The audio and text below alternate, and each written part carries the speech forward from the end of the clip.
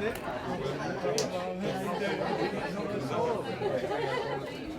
got at least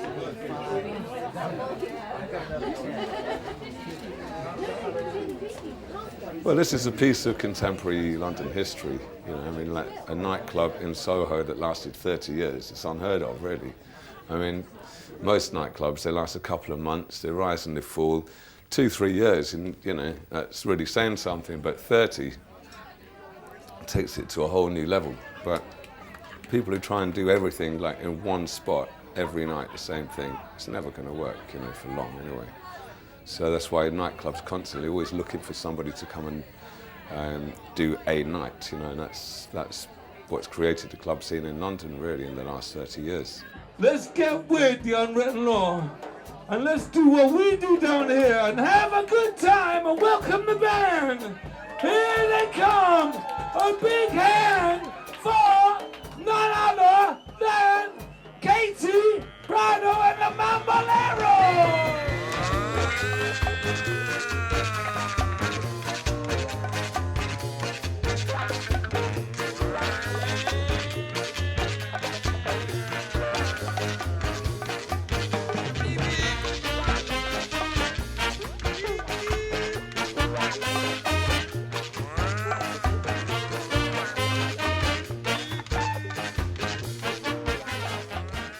My name's Gaz Mail, it's short for Gary Mail. I'm from the north, came down here when I was a kid with my dad, who's a blues singer. We moved to London in 1962/63.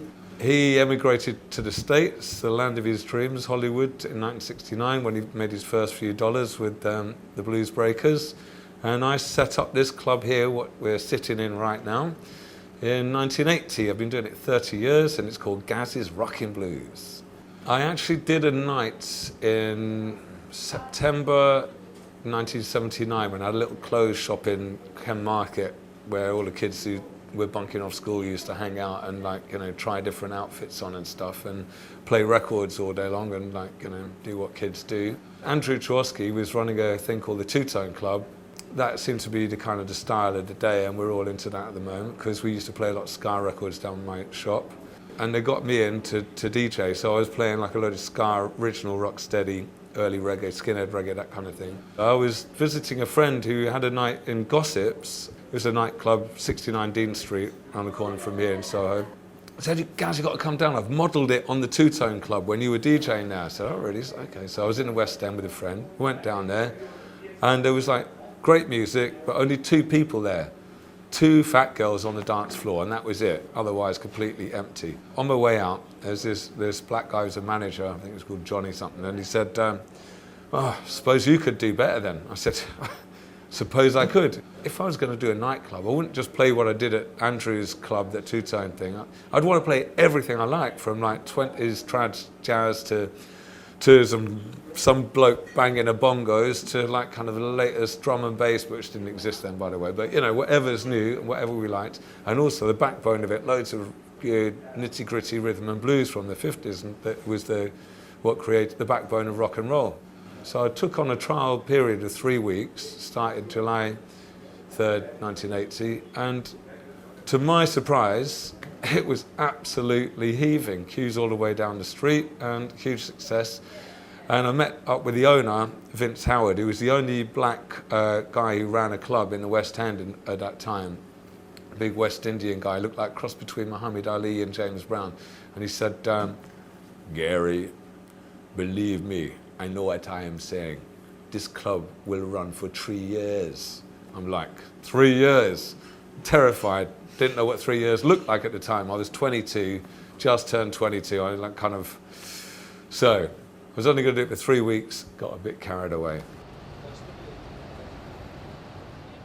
Well, I wasn't the first member through the door, obviously, but I was the first night, one of the original members, at the original Gossips, when it was down at Gossips just off of Dean Street. Gaz's has changed over the years, as you see in the book. In the early days, in the early 80s, very early 80s, there was a lot of people off the sort of 1940s and 50s scene wearing suits and flamboyant clothes. And since he's moved it, it's become quite trendy and quite with students and college kids and all that. But You do get some of the old 50s and 40s style dressed people down there when they have certain styles of music on. And in the early days, it was more rhythm and blues from the like 40s, 50s, early 60s, and black rock and roll. It was just a great club with fantastic music. You know, really playing authentic, really people who could really play music and could play instruments and could sing, and people who had something to say rather than manufactured music. It was about, you know, the black culture, really. They've had different changes of DJs. I mean, but Gaz doesn't often DJ in his own club now. Very, you know, the main, I'd say the backbone of the club is Natty Bow. When I first came to Gaz's club, I had no money and I was about 17 or 18.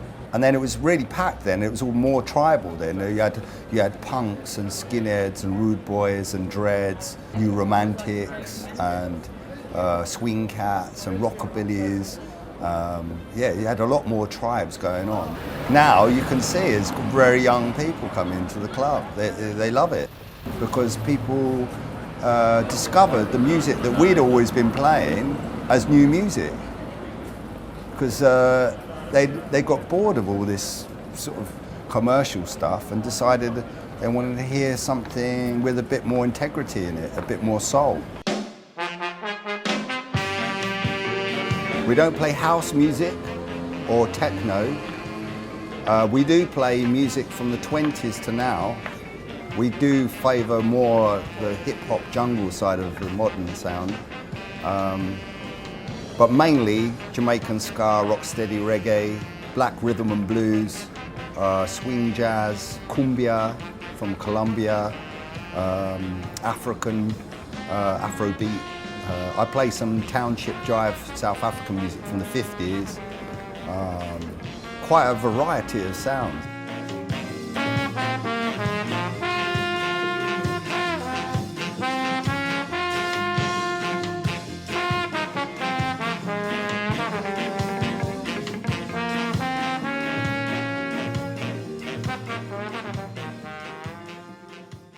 Before I moved to St Moritz, 2 years leading up to that, there was a bit of build-up. The reason why I had to leave there, some lawyer moved in upstairs. He continually complained about the volume of the music. There was things like that. Then to cap it all off, Vince, he says, no more live bands. I said, why no live bands?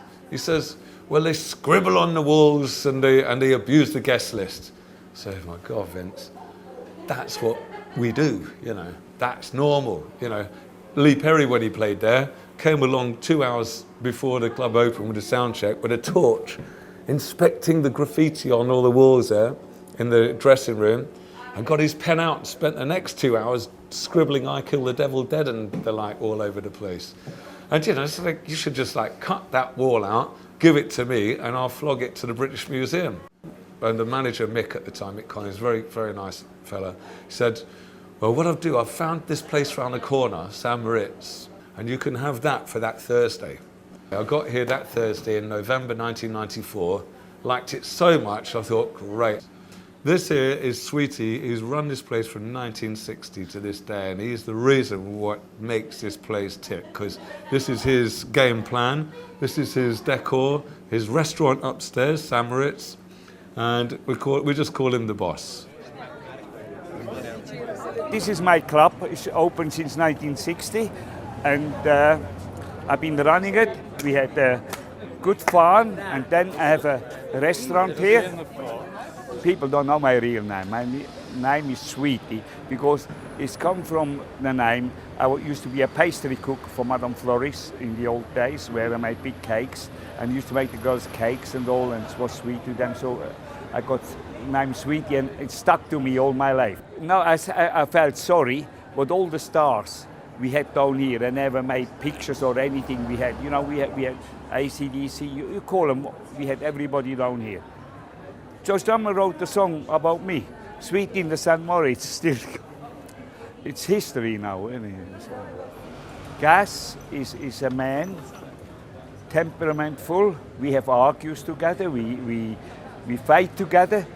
We have good conversation together, but he gets sometimes very tempered. If he upsets me, the following day he phones me up, he says, I'm very sorry, Miss Sweetie, I didn't mean, you know, because when he had a few drinks or something, you know, he goes with bananas. It's just rebuilt itself with the next generation of kids coming up. We've got kids coming down here now that their parents were here when they were their age.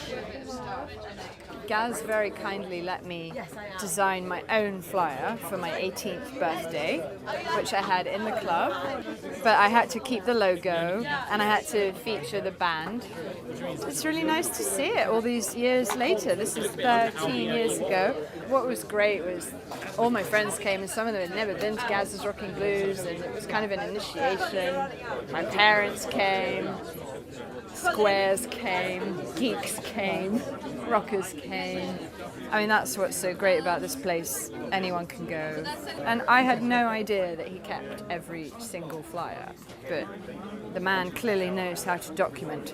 It's just flyers, you kind of think of them as being temporary things, but clearly he's got a whole library.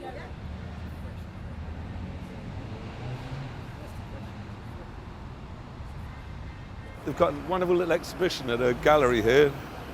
We're on the junction Harrow Road and Edgware Road, Joe Strummer Subway, and here's the gallery, the Subway Gallery, a home for underground arts. So I'd like to show you. This gallery here used to be a lot keysmiths or something like that, shoe repairers, and now Gordon McHarg, pal of ours, had taken it over and opened it up as a gallery space. And this is my exhibition, first one I've ever done, celebrating the 30 years of the club. There's a few bits of paraphernalia.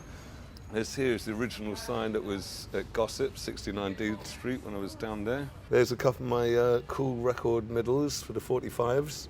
Like this original shirt that the Meteors gave me in 1981, and it's still got the original sweat on there.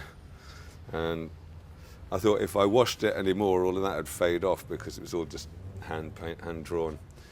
And that's probably from the night when I was wearing it. Like the whole club turned into a giant mosh pit.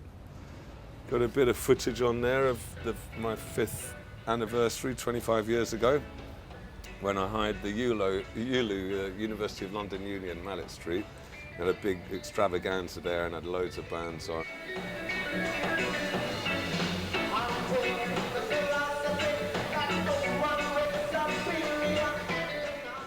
There's my original sandwich board from my clothes shop in Ken Market, which used to go out the street in High Street, Ken. Every week I try and have a different flyer, so I promote each Thursday, even though it's a regular thing, a residency, every night has to be a distinct individual night, and that's how I promote it. Turn around here a sec, there's the very first poster. All of these actually were A4 when they were made, so to fit them all into this wonderful little space, we've had to reduce them by half. There's the night the Meteors first played their first show there. That was the second band I'd ever had. The first band I had in 6 months was the Stray Cats, and then due to the success of them, loads of other bands, especially rockabilly bands, wanted to come and play down my club. Pogue Mahone, as the Pogues before they changed their name because the Radio 1 wouldn't play their records because it means kiss my ass in Irish.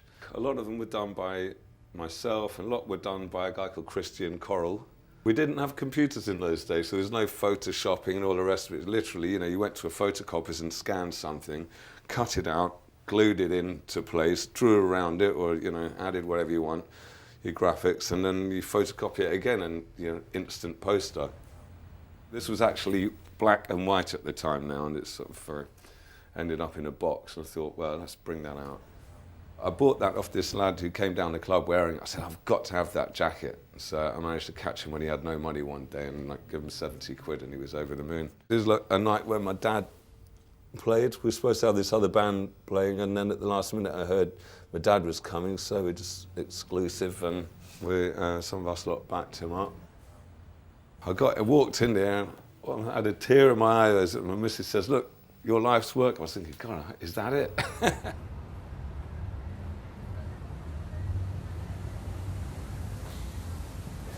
God.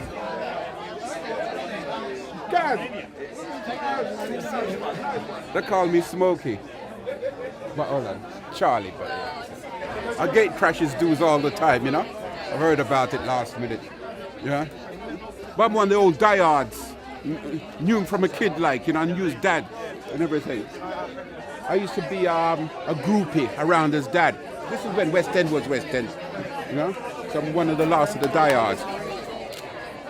Nice one, Graz. Proud of you, son, proud of you.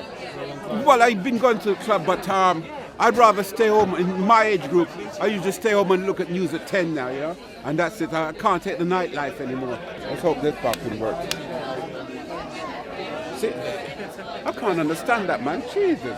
One of the things is I like to puzzle his head where music is concerned, because one of my special era, as well as the bebop era, to me, that's the greatest. That's the greatest innovation of what you call rhythm and blues, jazz during the bebop era, 1935 to 1962 stop. And since that, for me, music has died.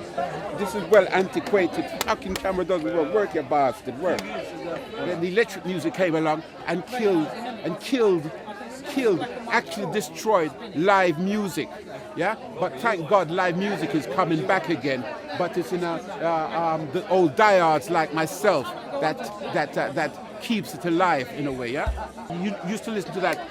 Well, not 4/4 beat, but the beat. We used to call it the beat of the heart. You know, yeah. That's what blues is about. The beat is by the beat of the art beat, because he's kept that era of music alive. Yeah, you hardly hear it on the radio anymore, you know, and that's why I admire the guy. He's very special. When you look at him, he's a walking historian as well, yeah, and I hope one day they'll build a museum or the Art Council should invest more in the St. Moritz Club, because this is the roots of modern day British rock and roll blues music.